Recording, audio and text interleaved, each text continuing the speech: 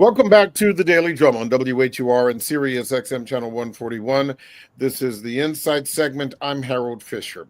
It may no longer be a headline story, but it remains a serious health issue in the U.S., impacting more than 1.2 million people with 42,000 new cases every year. Well, tonight we have a health update on HIV/AIDS and why my guest says outdated laws are preventing some treatments and criminalizing those for having the disease. Right now, in the Maryland General Assembly, there are two bills moving through that would repeal one of those laws. Joining me to talk about this is Philip Westry, Executive Director for Free State Justice. Philip, thank you so much for joining the conversation. I appreciate it.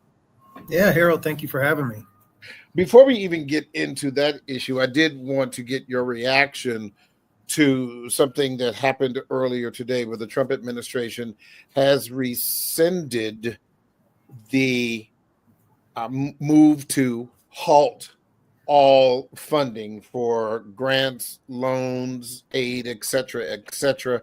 Obviously, this was a very controversial thing that happened yesterday, and it was in the news. Well, that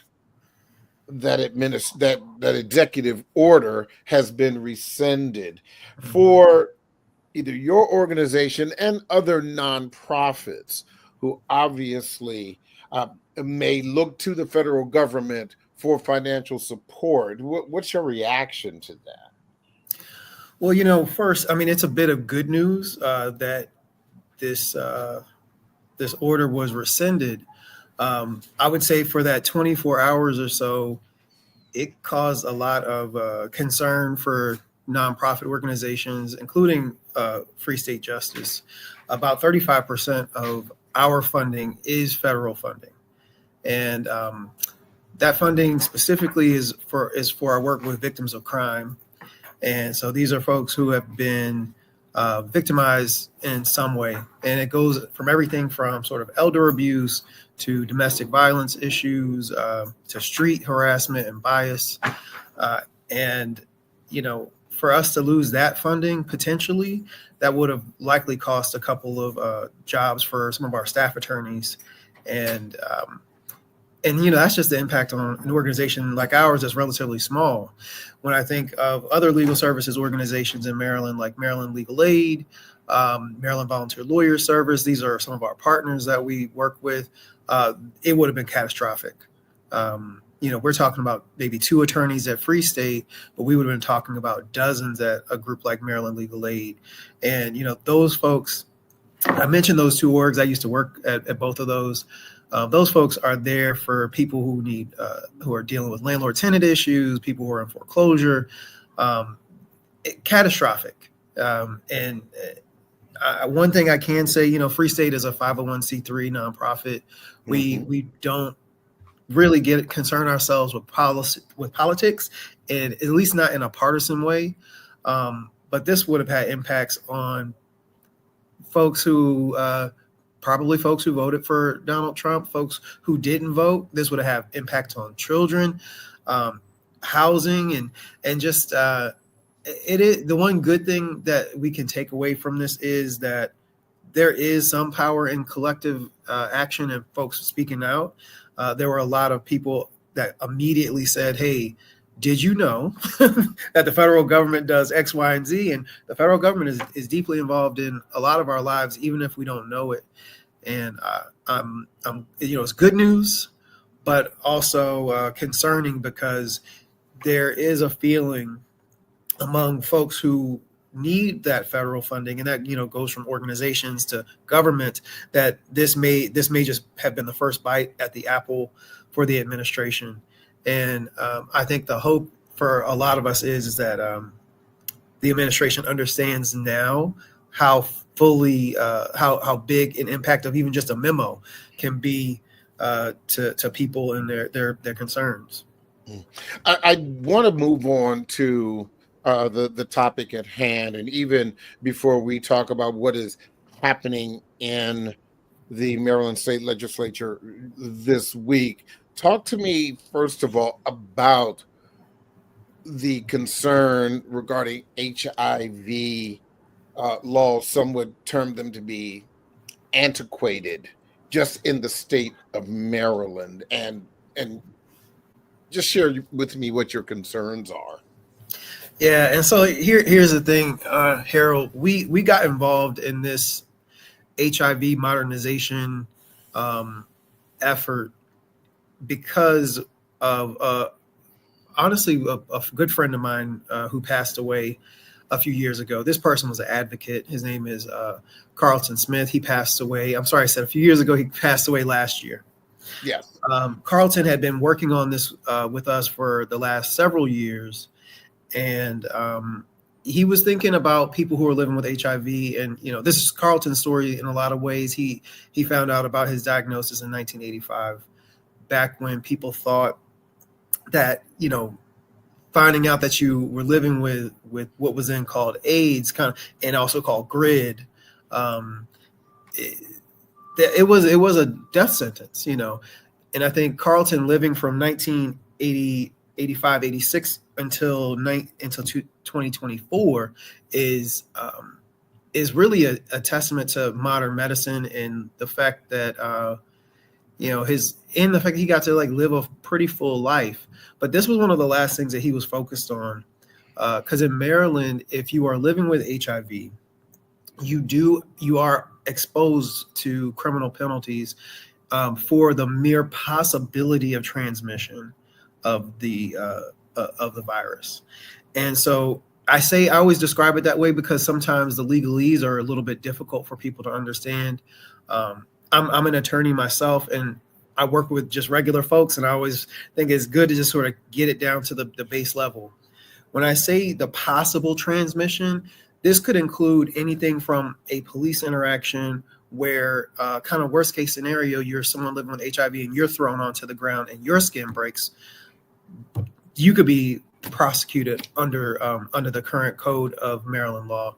This could be in a situation where you've disclosed your status with someone and you're in a relationship with them, a romantic relationship. The relationship goes sour, and then they decide, you know what, this is a way that I could get back at this person.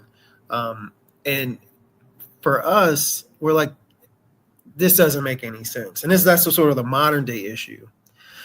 The way that this law started in 1989, it was a part of a bigger package that was a response to HIV. And the package was about a commission that was developed that included people who were living with HIV. And they were trying to figure out, well, how can we stem the sort of spread of HIV? And remember, there was no reliable treatment. There was no treatment really on the horizon that made people feel like, okay, this is going to one day be something that we can have under control.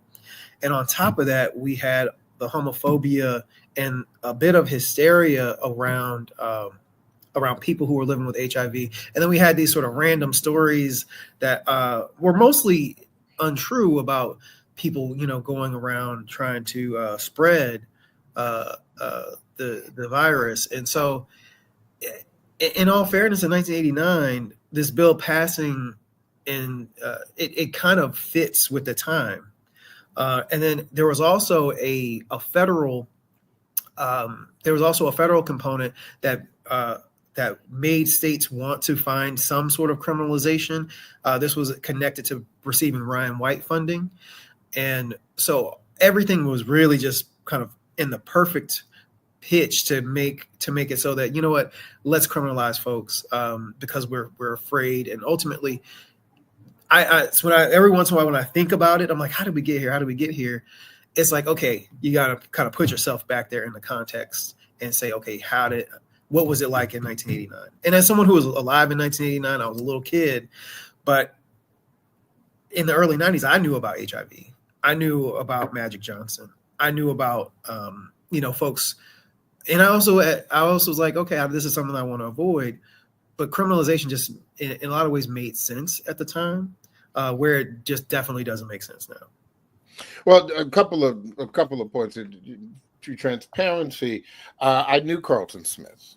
You were a kid. I was a young adult because Carlton Smith attended Morgan State University with me before his you said he was diagnosed in in 85.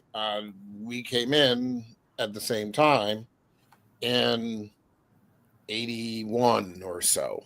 Mm-hmm.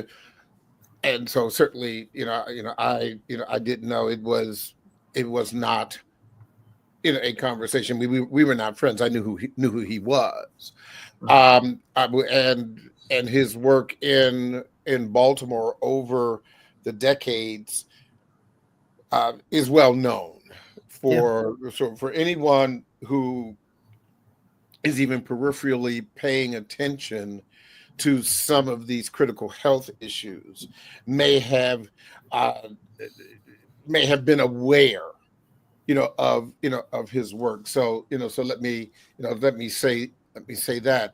But I will also say that you are correct that at that time, and of course you may not remember it, although you may have read the history, that then President Ronald Reagan would not say AIDS or HIV.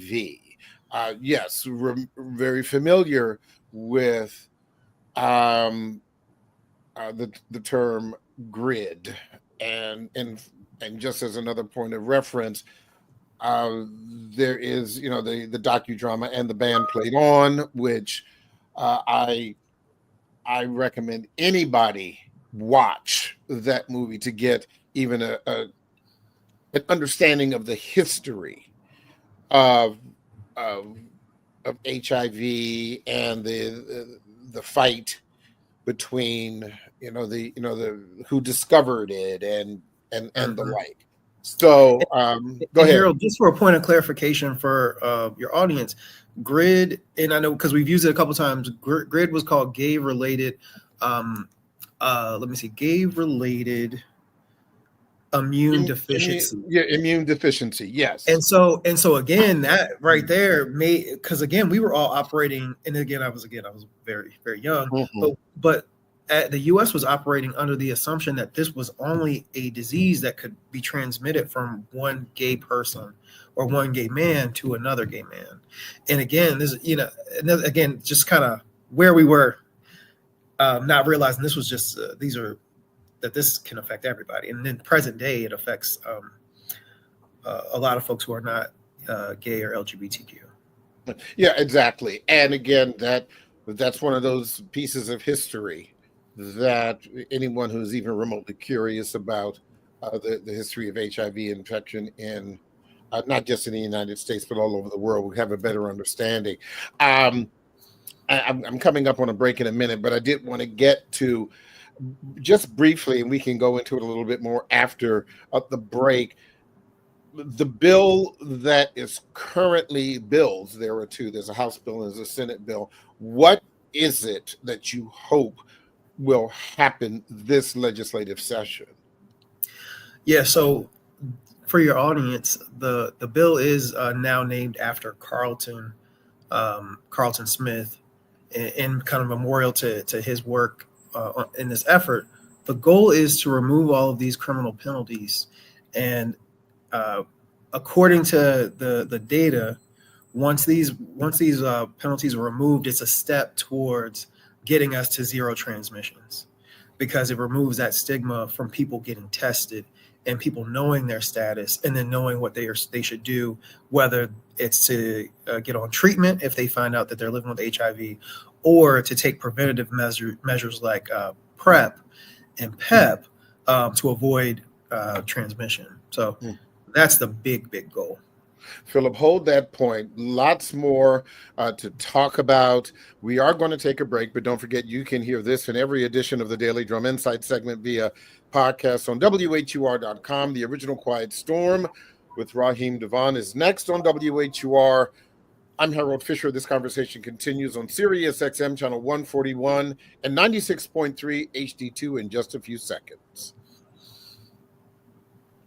Welcome back to the Daily Drum on Sirius XM channel 141. I'm Harold Fisher. We continue our conversation about the law and HIV in the state of Maryland. My guest is Philip Westry, Executive Director for Free State justice. Before we continue with what we were talking about beforehand, can you kind of give us the Cliff Notes on what Free State Justice is, what it does? Yeah. Harold, Free State Justice is a legal services organization. We provide direct legal services to folks who are LGBTQ and folks who are living with HIV. We also are a resource navigator. So anyone who is receiving legal services will qualify for resource navigation with some of the folks who work with us who do social services. And we also provide education to the LGBTQ community and folks who want to be more sensitive to the LGBTQ community. And then lastly, even though what most folks know us for is our advocacy work, lastly, really for us is the advocacy work that kind of springs from all of our direct services. So I want to go back to, again, the legal point. The bill that was originally sponsored by Frederick County Delegate Chris Fair. It was last year House Bill 485, and this was to repeal the bill from 1989. And even though it did have some support, as often happens in legislative sessions, the session ran out before it could be addressed. It is now back. It was pre-filed, as you probably know, and is getting bipartisan support. State Delegate Erica Bouchat, who is a Republican, is also supporting this, and many others. There was a House hearing on this yesterday. What can you tell me, if anything, about what happened at that hearing? Yeah. Well, first off, great summary. The House hearing yesterday went well. We had Ronnie Taylor, my colleague, who is our community advocacy manager, a Howard alum, and I got two Howard alums working for us. So I got to make sure I let folks know. I'll let you have the It's you. All right. Ronnie was on the panel along with a longtime person who's been living with HIV. Her name is Melanie Reese. Melanie is another person that we've been working with for a while.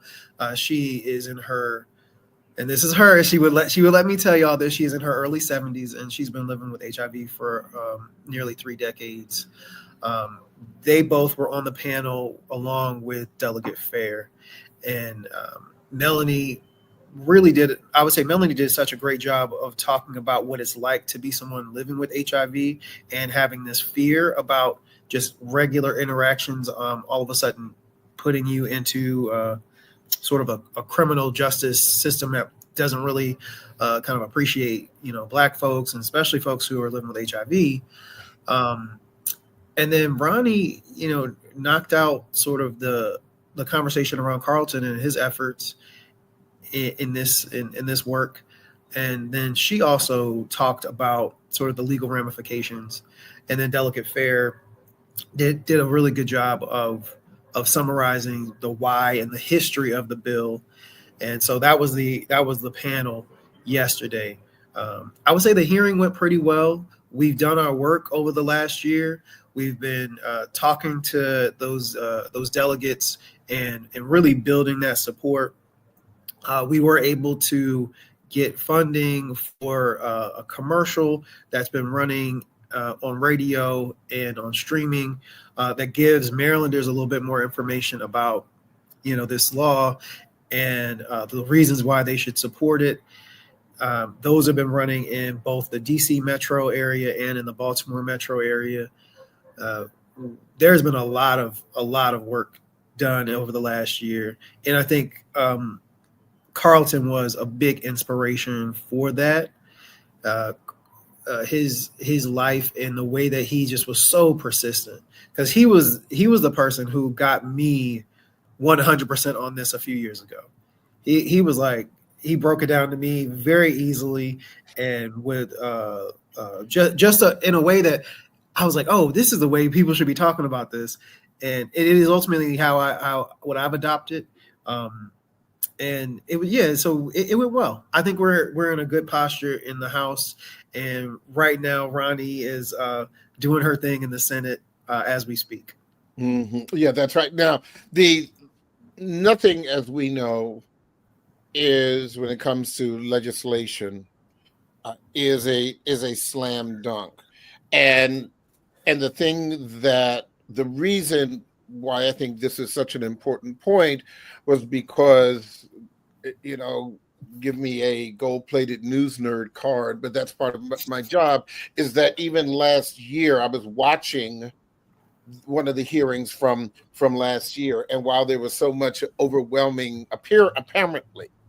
overwhelming support, again, time ran out and this bill, it wasn't even able to be voted on, so we don't know what would have happened. But one of the things that I found curious that did come out, one of the delegates did say there was a concern from the Hospital Association about people, and you probably were familiar with this, people who with malice would knowingly infect someone with HIV.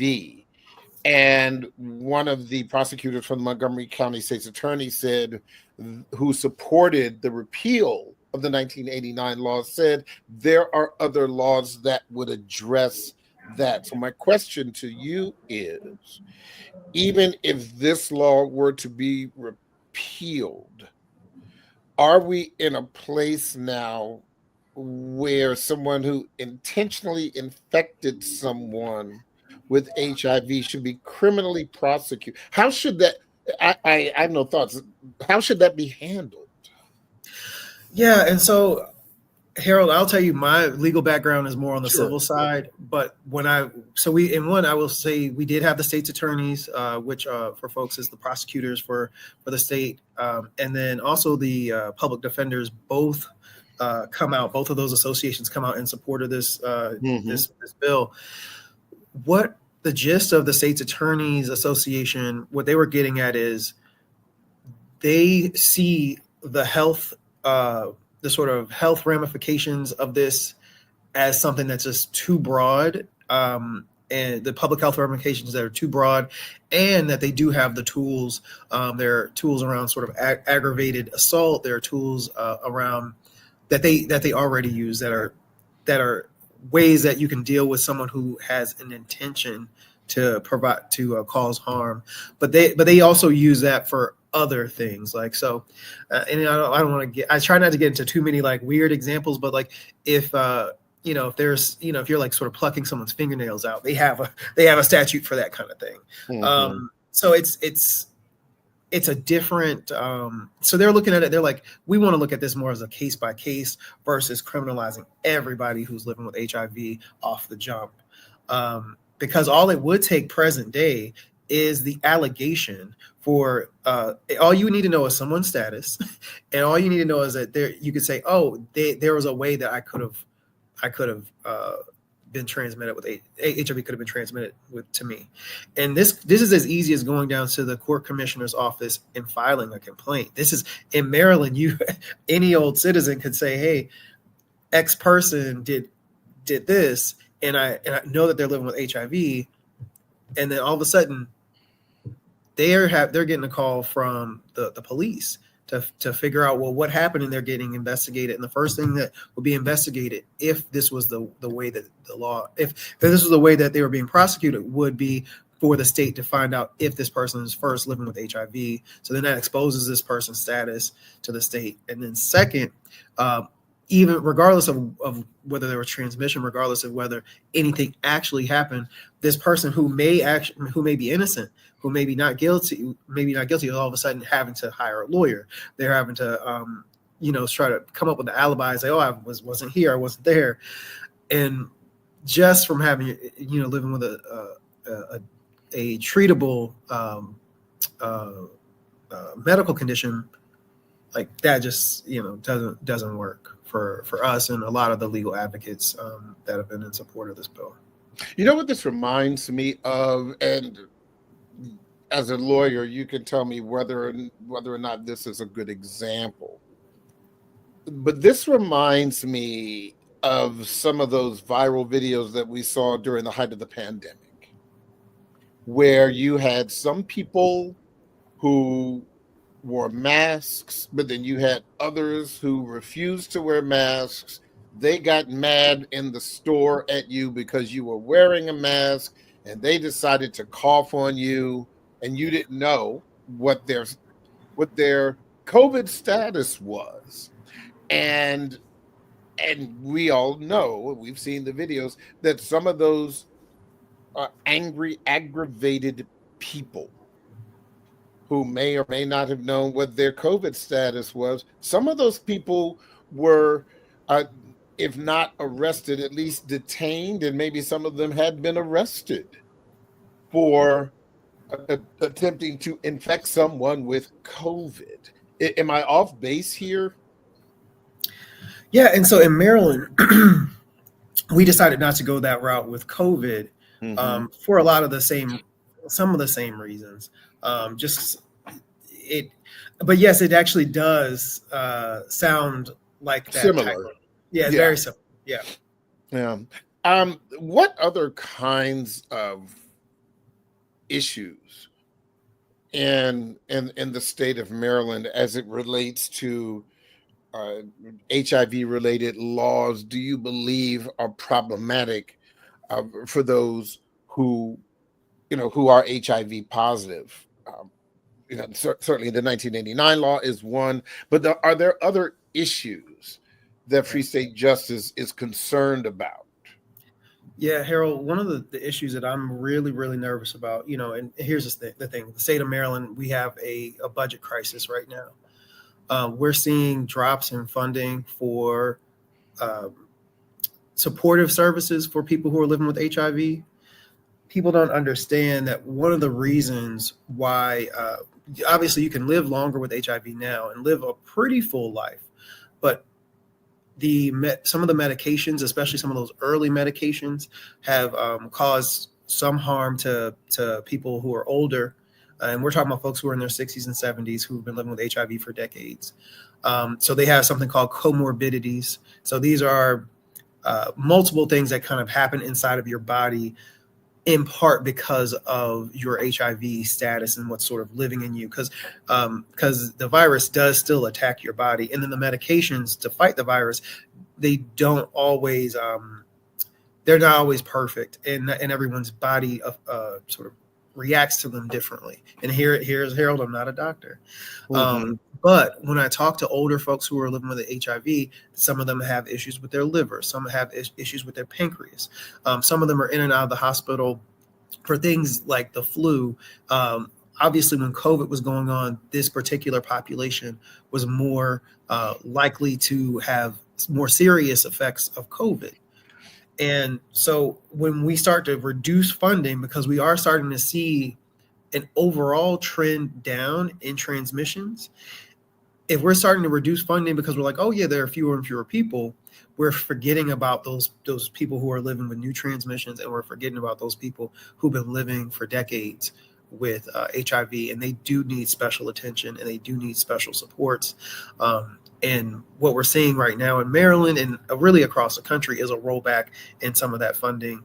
And those voices of those people aren't really being heard right now. That's an issue that we're taking up this session, more of in a way where we're informing folks about it.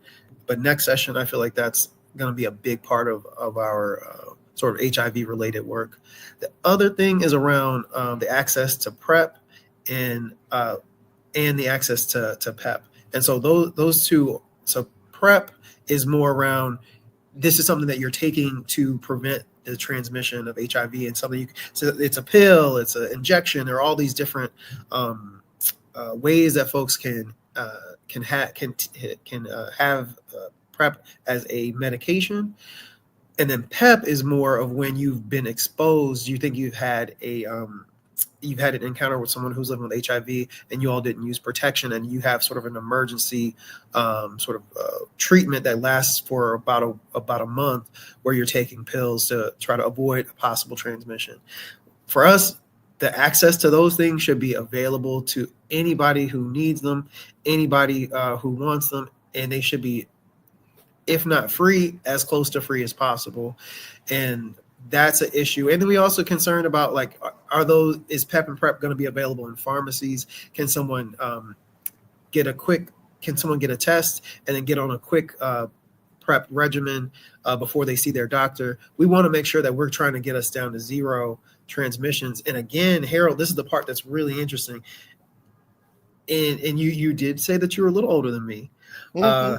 So, but could you have imagined in your lifetime us possibly getting to zero? I'm sitting here saying this to you. It is possible. And I don't think when you were at Morgan, you were, and and we were kind of hearing about HIV, that you were probably thinking, oh yeah, we'll see this eradicated at some point, especially when we hit those like middle 90s, where it really didn't seem like we were making the progress as quickly as we could. So that's the big thing for us right now, is trying to get us down to zero. And this bill that would modernize our law would help in getting us down to zero by removing that stigma for people living with HIV. Well, yeah, and just to again give that some context, and I remember when I was living in Buffalo, New York, and I was working on a series that I unfortunately never got to finish, following a former sex worker who had HIV, who was taking, and I'm about to really take you back, who was taking AZT, okay, which was really, as anybody who is familiar with this space, that was for some considered at that time a bit of a miracle drug. Although, today, as with most scientific or medical breakthroughs, it's a very antiquated thing now. But she was approaching middle age, which back in the late 90s, that was still considered a bit of a miracle that someone could live, because even back in the 90s, people were dying from AIDS at horrific rates, although not as much as they were certainly in the 80s. I do want to talk to you a little bit about stigma also, because like so many medicines, we are seeing them on television like they used to advertise aspirin. What impact do you believe that the mainstreaming of HIV medicine has had on stigma? I'm hoping, and then, I've talked, my mom and we talk about these different things, and some of the stuff she's like, what is this? How does that work? Mm-hmm. And I'm hoping that what it's doing is kind of taking this conversation kind of outside of the oh, did you hear about that person? Did you know? Mm-hmm. Don't hang out with them, or don't share this or that with them. I think what those commercials advertising the different medications, because sometimes it's the treatment of HIV, then sometimes it's the prevention. I'm hoping that it's giving people a chance to have a conversation and talk to each other about, oh, what is this? Oh, should I be on that? Or, should I be on PrEP? And just so we're clear, and always when I'm in a space like this, I always try to tell people PrEP is for everyone.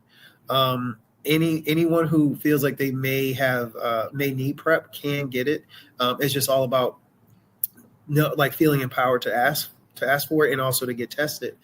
But I'm hoping that that's what it's doing, is having people say, in the commercials, they're so good about, like, if you think, this or that, you think, right. Mm-hmm. Yeah. And people, I think are having a better sense of like, oh, okay, this isn't just a gay man's disease, and unfortunately, the statistics aren't great, in our community, in the Black community specifically, and this is something that my colleague Ronnie and I have been talking about. The advocates in this work have become more and more Black and brown and less white over the years, and I think it's because Black and brown communities are the ones that are still seeing the really high rates of infection or transmission, and we're the ones that are still sort of bearing the brunt of it. But the sad part is how many people kind of leave the space when the people that look like them are no longer affected. And so my hope is that it breaks some of that stigma that I know that's in the Black community sometimes around talking about sex, around talking about safe sex, around talking about getting tested, telling people your status, especially because I know a lot of people who are living with HIV now. And I had this conversation with them and I asked, who do you know? Who do you tell? And they some of them are like, hey, I tell everybody. And I'm a big advocate for telling folks to get tested. And then some people are like, I still haven't told my family. And for us, and I keep saying for us, I keep saying but for Black folks, if all of a sudden I had something I couldn't tell my family that is as sort of as big as something that where I need support, or you might need sort of support just from people telling you you're gonna be all right and I still love you, like a lot of us need that. Our families are so much of the core. If I had that, if I couldn't tell my mom about some big part of my life, that would be devastating. And I'm hoping that all of this sort of media, all of this stuff, really does kind of break some of that stigma. Well, one long answer to a short question. And certainly some would hope, but there is still stigma attached to. And not just Black families, but a lot of families, but let's just talk about Black folks, about the big C, cancer. Yeah. If you have heart disease, you don't, they're not talking about it. One could argue on both sides, but for the sake of this conversation, the former Secretary of Defense, he got in a lot of trouble when he was having prostate cancer surgery, and when I say got in a lot of trouble, he got in a lot of trouble with President Biden, and it was a whole mess. From the perspective of this program and Black men, that was a missed opportunity. Yeah. That was a missed opportunity to say that it doesn't matter whether you are, just a, regular workaday brother going to the barbershop on Saturday, or you are the Secretary of Defense, that you could very well be susceptible to prostate cancer.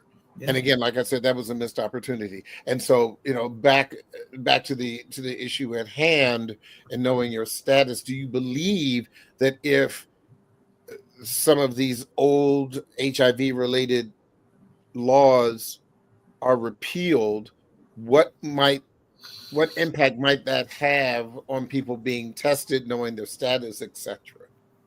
Yeah, and so it's interesting. I would say I know this in the LGBTQ community, folks do know about the criminalization, and less in other communities, mainly because this has been such a big part. Like, so I remember when I came out as a gay man, about 20 years ago almost. Time flies. But I remember, but that's there we go. But I remember thinking one of the first thoughts was about HIV. It was one of the first thoughts. And the second thought was about what my family would think.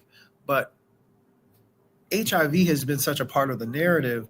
So getting folks who, especially getting folks who are they have a higher likelihood of transmission, which still includes LGBTQ folks. Getting them to know that this isn't criminalized, that you can just go get tested, know your status, share your status, because that's the other part where the transmission issue is someone knowing their status and not sharing their status, or being in status denial because they just can't wrap their head around it. We think that this law will help, and there's research from the Williams Institute and others to back that up. And let me mention this, and I would be remiss when we were talking about the criminalization, particularly of this 1989 law. We're talking about a misdemeanor. We're not talking about a felony. And because people think criminalization, they think they're throwing you in jail forever. But that notwithstanding, it is that's still a concern. Well, I mean, even though it is a misdemeanor, the penalty is 3 years in prison and or a $2,500 fine. Mm-hmm. And I'm okay with not being in prison for a day, let alone up to 3 years. Yeah, but it is a misdemeanor. Well, I really appreciate you trying to spend some time with us during this very, very critical time. Any final thoughts about where we are right now with this with these particular laws in the state legislature? Yeah, I would say first, I think we've done a good job in advocating. And if you have questions, please do go to the Free State Justice website. We set up a special website called mdhiv.org.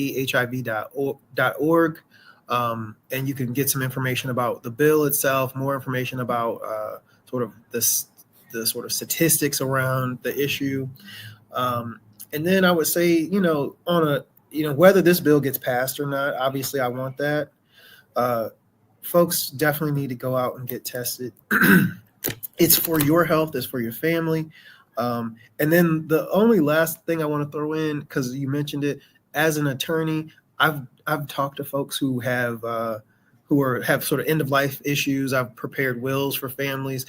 Please, please, please do that part too.